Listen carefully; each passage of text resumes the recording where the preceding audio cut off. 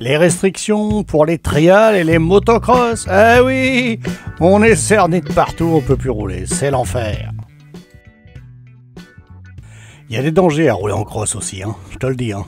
Parce que là, tu tombes sur des mecs qui ont des fusils. Hein. Donc là, chasseurs, etc. Bah écoute, hein, bon courage les gars. Alors quand on parle des problèmes moto, on parle pas que des problèmes de ces motos-là. Mais ça va pas. Il y a aussi ces motos-là. Et aussi, hein, les foutages, je vais te dire, ça rigole pas. Hein. Donc maintenant, on va développer ces machines-là. Alors oui, dans cette vidéo, les motocross sont aussi dont vachement de restrictions. Alors surtout les trials, parce que les motocross, tu as des terrains de cross développés pour ça, et tu as des petits championnats, des machins. Le championnat du monde aussi, comme la MotoGP, pareil, comme les motos de vitesse, c'est pareil. Et donc, dans ces machines-là, le problème, c'est que là, en motocross et en trial, bah, tu touches directement les écolos. Directement. Nous encore, moi qui fais plus de vitesse ou de la moto sur la route, on est un peu moins impacté. On l'est, hein, méchamment, hein. Mais alors eux, c'est encore pire. Moi, je fais pas de motocross. Donc j'ai voulu m'intéresser à vous, crossman, qui aimait. Moi, j'ai plein de potes qui sont crossman, et justement, ils m'ont dit, mon petit pote, ouais, parce qu'il m'appelle mon petit pote. Bah, c'est un petit peu familier quand même, non, ça va tomber des tartes. Bon, bref.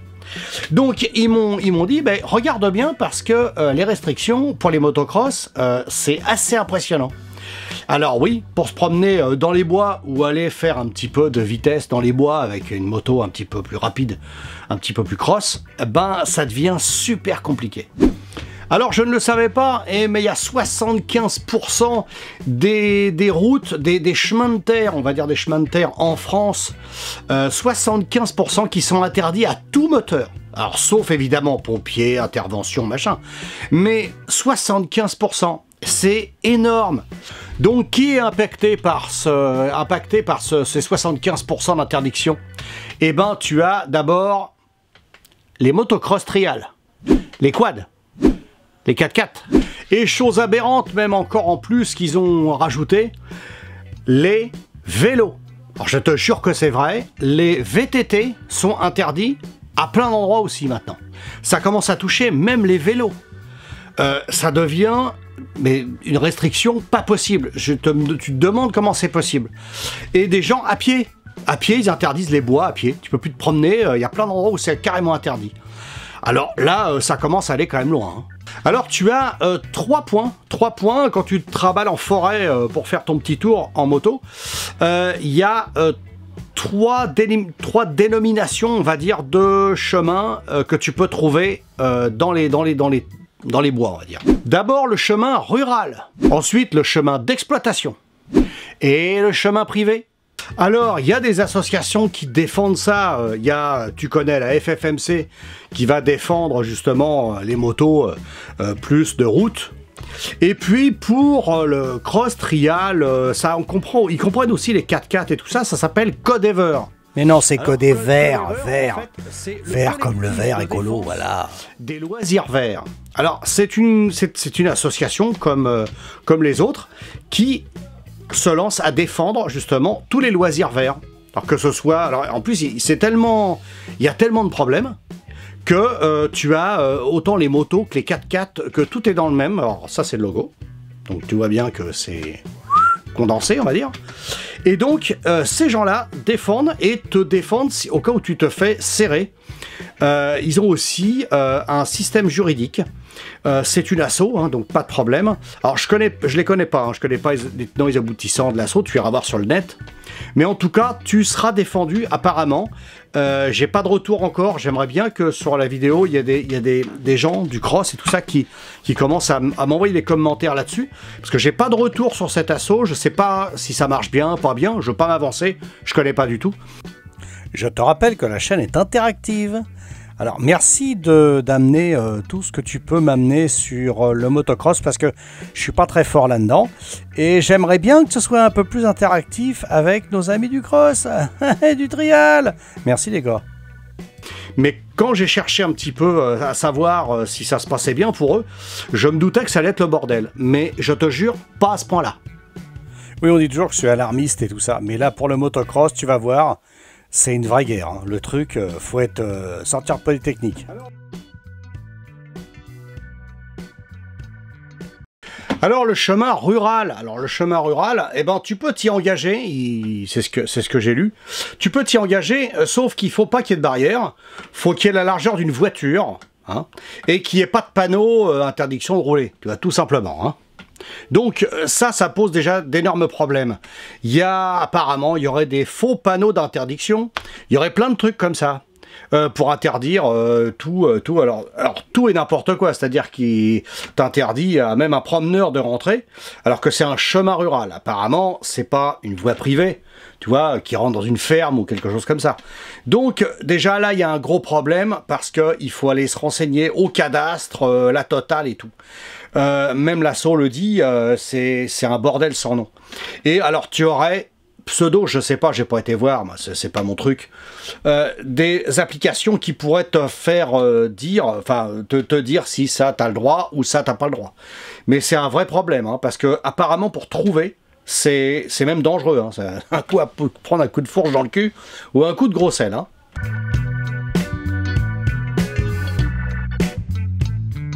Ensuite, il y a les chemins d'exploitation. Alors les chemins d'exploitation, pareil, c'est la même chose que le rural, sauf que en plus, il faut que ce soit carrossable avec une voiture classique, hein, quelque chose de normal. Si tu es obligé de prendre un 4x4 pour y aller, c'est interdit. Donc il faut que ce soit carrossable, je pense qu'il faut que ça ressemble le plus possible à une route normale, et que tu puisses y aller avec ta voiture de tous les jours. Et c'est que comme ça que tu pourras aller dans ces chemins-là.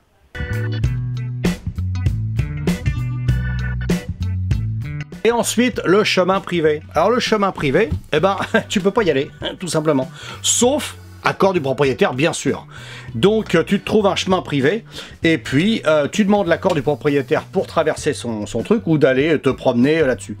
Alors je subodore qu'il ne faille pas faire le con, parce que là, je pense que là, sur un chemin privé, si t'as la moindre merde, le gars il sort avec son tracteur, il t'en met un coup dans la gueule. Donc je pense qu'il vaut mieux demander. Hein. Donc si t'as un doute, va voir Code Vert, va voir leur site et leur machin, et puis que tu sois sûr du coup, parce que là ça peut être très dangereux. Tu te balades tranquillement, là, avec ta petite meule, là, c'est sympa. Oh putain, paysan, bonjour. Oh putain, putain.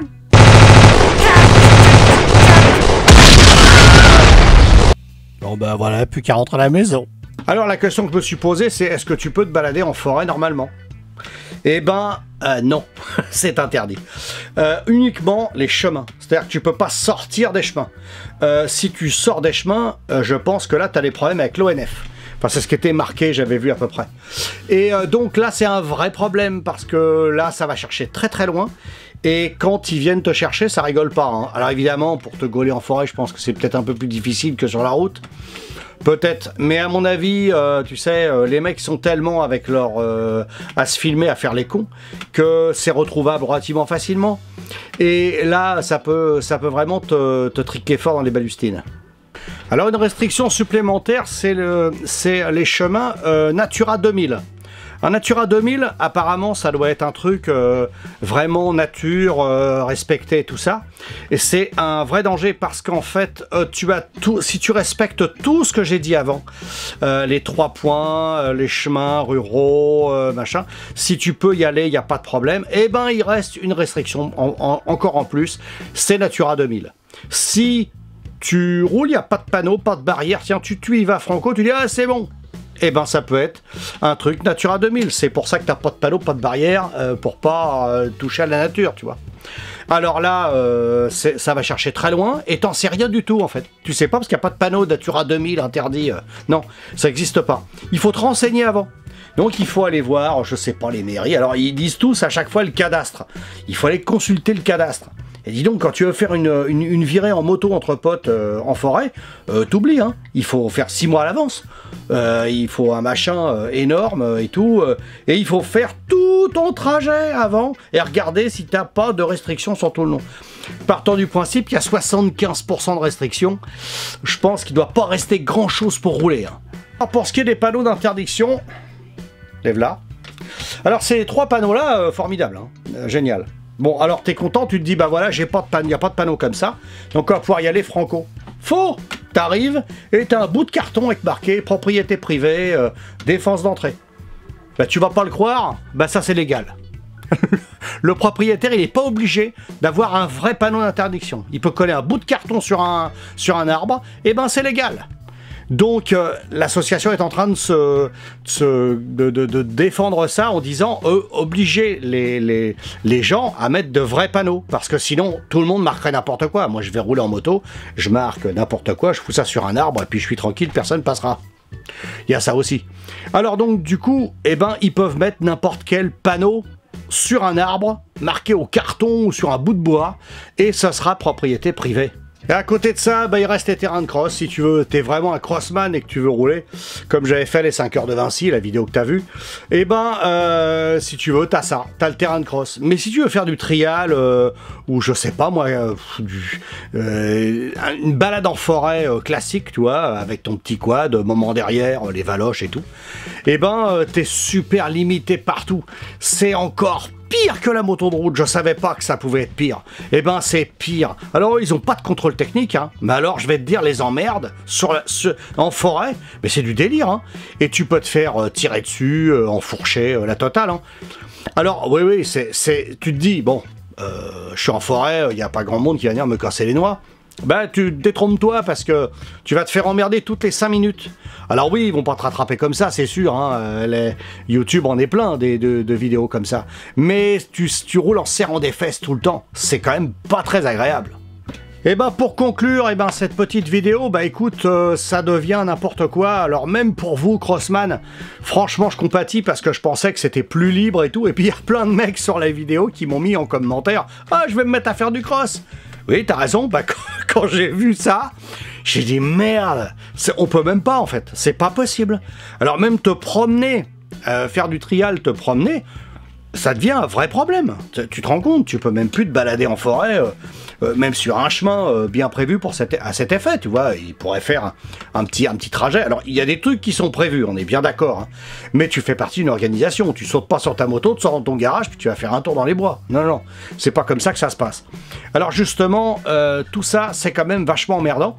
Alors retiens bien, code vert, moi j'ai trouvé que ça comme assaut, il y en a certainement d'autres, plein d'autres, hein. Mais comme je suis pas spécialiste là-dedans, je voulais bien mettre en avant qu'on n'est pas tous à la même enseigne, hein. On pleure tous sur la route parce qu'il y a ci, il y a ça, mais finalement, tu vois, même en forêt, tu vois, des mecs qui sont relativement aussi écolos parce que bah, t'aimes bien la forêt, tu vas pas la détruire, hein, fatalement, hein.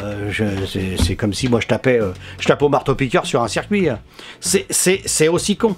Donc du coup, je pense que ces mecs-là, ils aiment le vert, ils sont écolos dans l'âme, mais ils peuvent même pas se balader. Tu vois, tu peux même pas te promener. Et maintenant, regarde bien, même les vélos, les gens à pied, tu peux plus te balader. Alors là, ça va quand même chercher loin. On dépasse le stade de la moto. Moi, ça me dépasse. C'est pas mon domaine de compétence. Mais quand tu vois qu'il y a des restrictions comme ça, même pour des gens à pince, même en VTT, hein. Tu veux faire un tour de VTT, tu peux te faire crever. Non, mais tu te rends compte, en VTT. Tu dis, bien, les VTT nous emmerdent sur la route et tout. Ouais, bah ils ont des restrictions dans les bois, hein. Donc tu vois, de toute façon, c'est pas tout rose. Donc je te dis, à plus tard et bonne route, si tu peux encore rouler.